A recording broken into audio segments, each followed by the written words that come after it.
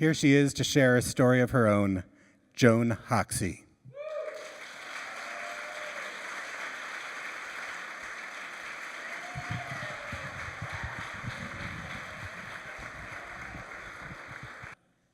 I want to tell you a story about when I was a kid. I say a kid, I mean when I was in college, which was a long time ago.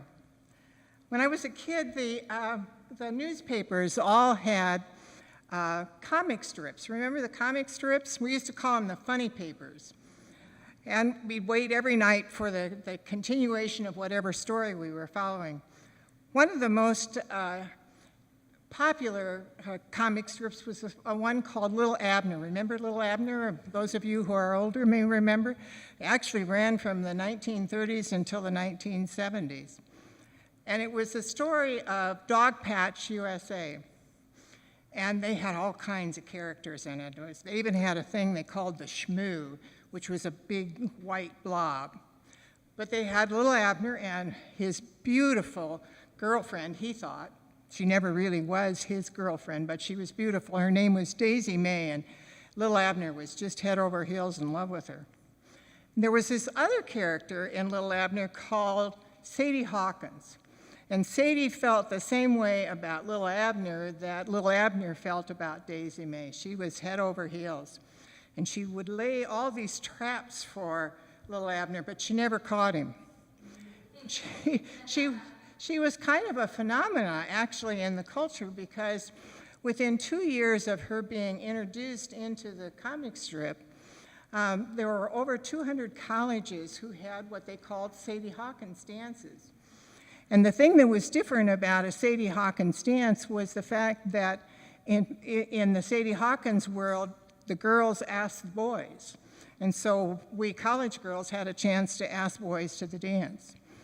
I remember the dance was early in November, and my roommate and I started to talk about it because we had a Sadie Hawkins dance at Seattle University where I was going to school. And my roommate says, "Do you really want to go to that dance?" And I said, "No, I don't think I do. I really don't particularly like the idea of girls inviting the boys." Well, I was just scared, actually. And she said, "Well, I don't either, so let's do girl things that night. Let's stay in. And we'll give each other a pedicure and a manicure, and we'll do our hair, and then we'll have that new treat sensation that we're really just beginning to find out about called pizza." So if you want to stop listening now because I'm so old, I'll understand. But we made these plans anyway, and one of the reasons I went to Seattle University was that it was a great Jesuit school that you could go to and carry a full-time academic load and have an almost full-time job at the same time. So I had to do that. That's the way I went to college, and I was really grateful for the opportunity. But one of the reasons that I liked Seattle was that we had a real campus life, a real college life. So I came home from work one night, and the girl from across the hall was there, and she said to me, "You know, Jim's brother," and Jim was her boyfriend, she said, "Jim's brother is just home from the Marine Corps, and Semper Fi, he doesn't know many people yet, and so maybe you'd ask him to the dance." She said, "I think the two of you would really like each other." And I said, "Oh, no, I'm not interested." I said, "My roommate and I have these plans." So she said, "Okay." And that was maybe a week before the dance. And I think it was Wednesday before the dance on Friday, and I came home from work, and my roommate had all of her dresses out on the bed and all of my dresses out on the bed, and she's got one up in front of her, and she said, "How do you think I'd look in this?" I said, "Well, you look great in that, but what are you going to wear it for?" She said, "Oh my gosh." She said, "I didn't tell you, I forgot." She said, "I was in the student union on Monday, and I got put in this situation, and I just had to ask John to the dance." And I said, "Okay."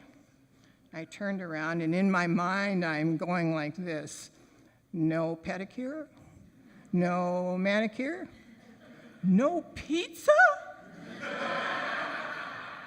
And I'm pretty mad by this time. So I go over and knock on the door of my friend across the hall, and I say, "Does that guy still want to go to the dance?" And she said, "Well, I don't know, but I'll find out." So the next day, that guy and I had tea together, which I was the one who really wanted to have the tea. And I later found out that he thought that was a pretty big deal because we had 2 cups of tea on 1 tea bag.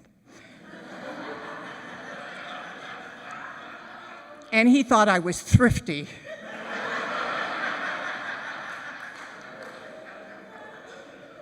So we went to the dance, and we had a really good time. He was funny, and he was sweet.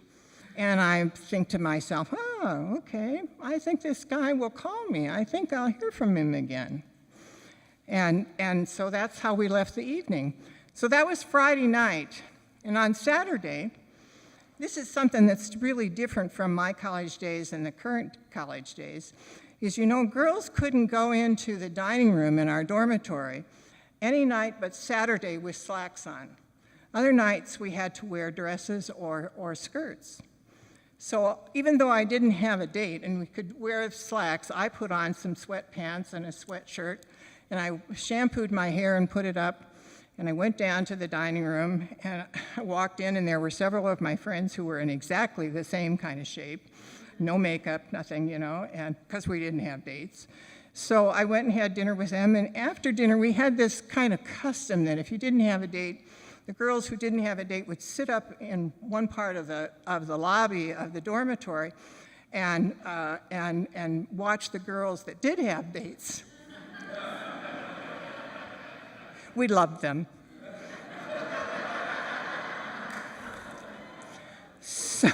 So I have to admit, we said a few snarky things like, "How the hell did he get her?" And so here's another thing that was different about my college life.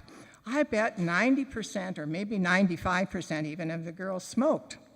So when we'd go out to this lounge in the lobby to watch these dates, we'd sit there with our cigarettes, and we just thought we were too cool, smoke our cigarettes and make these snarky remarks. So we're sitting there this particular Saturday night, and I look down to the lobby where the guys are coming in. I said, "Oh my God, look at that guy."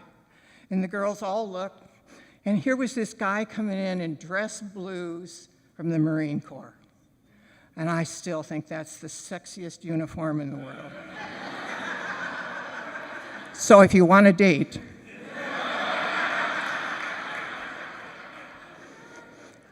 so they look to see who I'm talking about, and I take a second look and I think, "Oh my God," and I jump up and run behind the palm tree.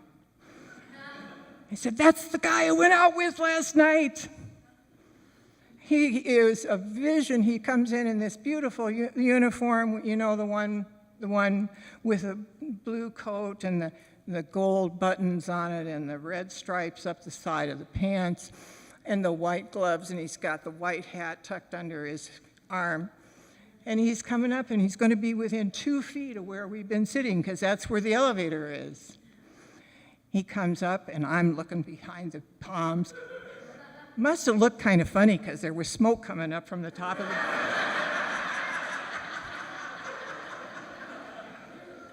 So the elevator door opens, and here she is. She's just gorgeous.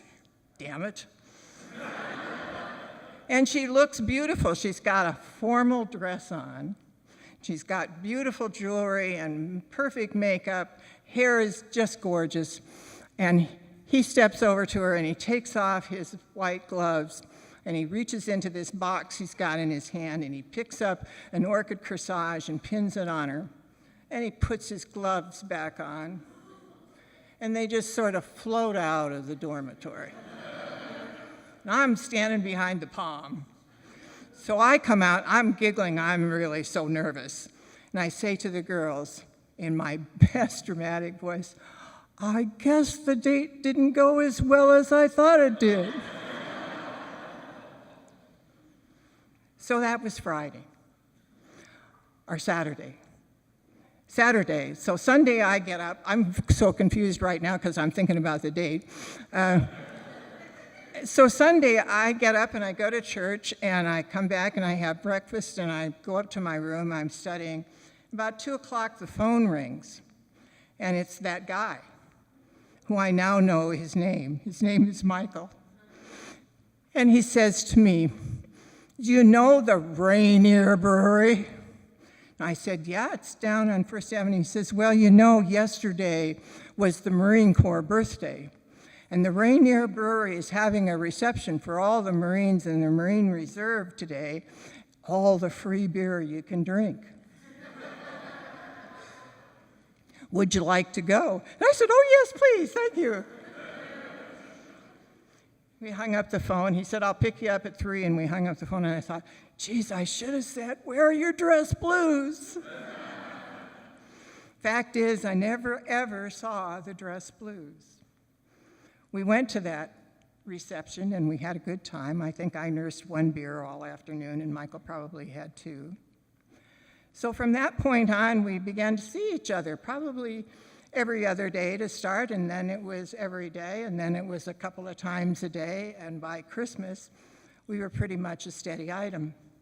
I went home to visit my parents for Christmas, and Michael came to visit. He brought a Christmas present with him. It was a little box, and it had a ring in it.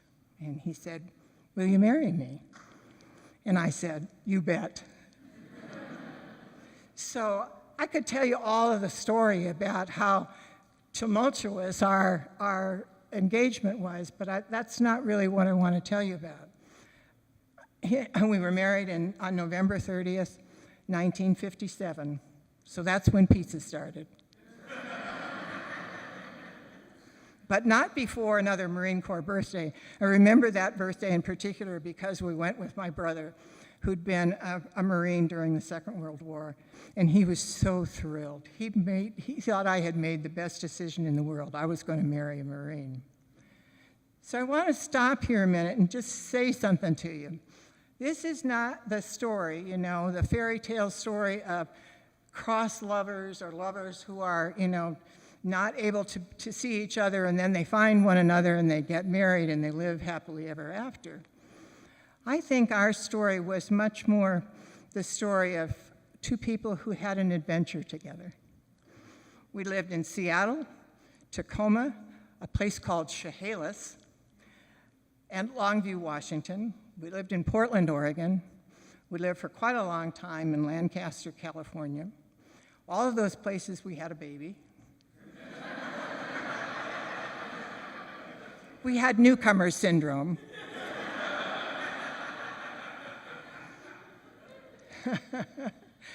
But we were very real. We weren't a fairy tale, We didn't have a fairy tale life. We went back to Seattle to graduate school, and we came from graduate school to, of all places, Youngstown, Ohio. We had a really wonderful time in Youngstown. And it really, I think it's the place I sort of learned all about this fact that there were ups and downs in marriage. There were great things and there were not such great things. Not about Youngstown, but about marriage. And we had these great moments together. And we had some very sad moments as well. When we went to Youngstown, for instance, we got there a few months after they had what they called Black Monday. Anybody remember Black Monday?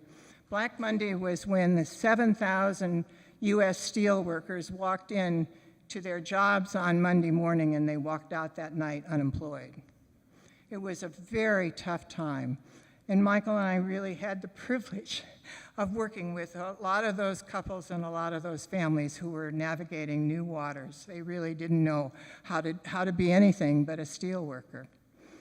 We had the usual prerequisite illnesses. Michael had a detached retina, lost the sight in his eye. We had a child who had a very serious run-in with the medical profession. But we had the privilege of training 3,000 couples, married couples, to be sponsor couples for engaged couples. I always feel that's probably our proudest moment. We had the privilege of going to the U.S. to the former Soviet Union right after the walls came down and things were different there. We took family life curriculum as part of the Citizen Ambassador program. We had all kinds of difficulties, including the fact that Michael had open heart surgery.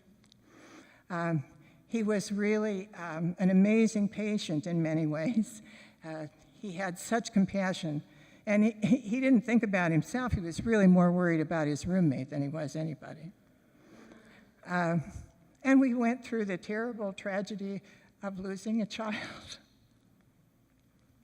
The youngest of our children, James, died from what is called SADS, sudden adult death, cause unknown.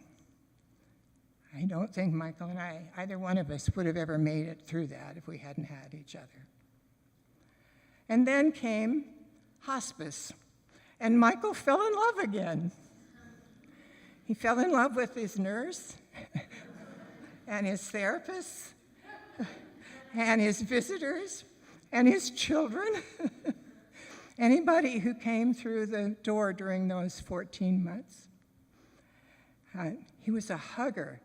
People would come in, and they'd extend their hand, and he'd say, "I don't shake hands. You get germs."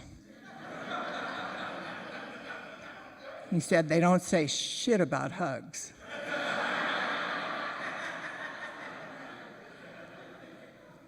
The Marine Corps,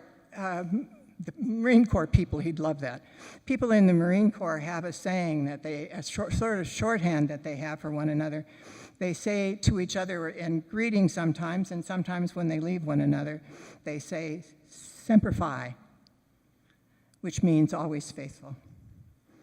My mother and my father's generation had a different name for that same sentiment. They called him trueBLUE.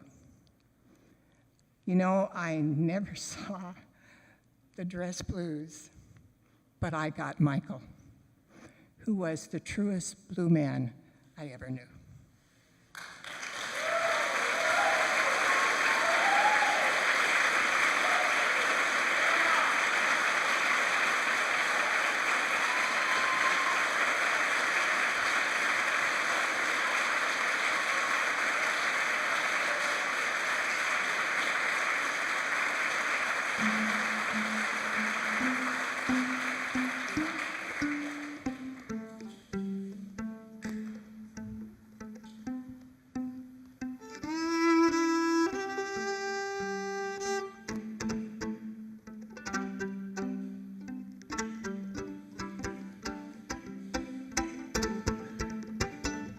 Joan Hoxsey, ladies and gentlemen.